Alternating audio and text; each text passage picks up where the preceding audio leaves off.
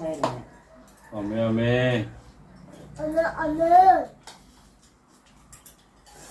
เราต้องลอง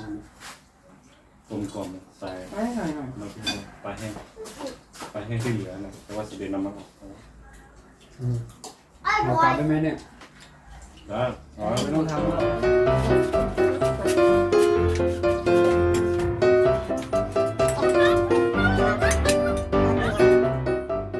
เนี่ยทีหน่อยเนี่ยทีโต้หน่อย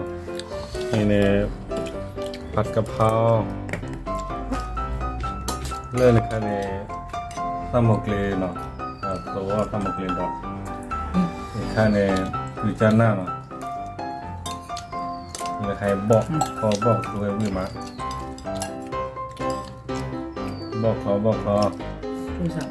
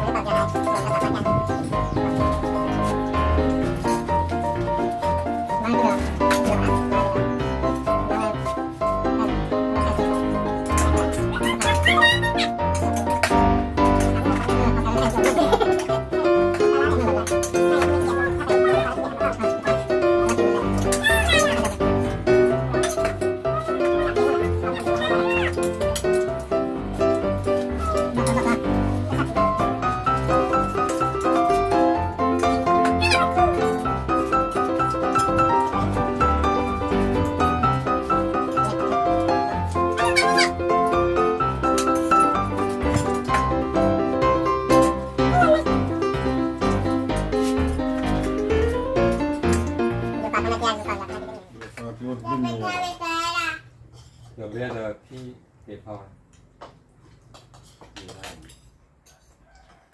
นี่แหละ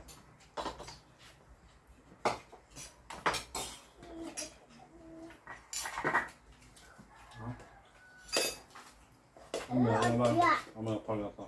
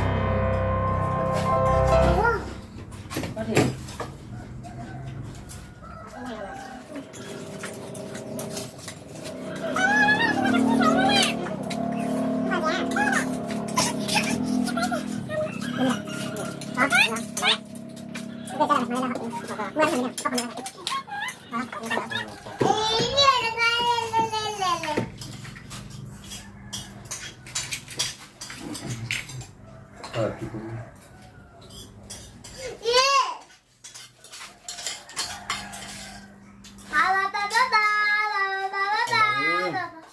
เชื่อนะบ๊ายบาย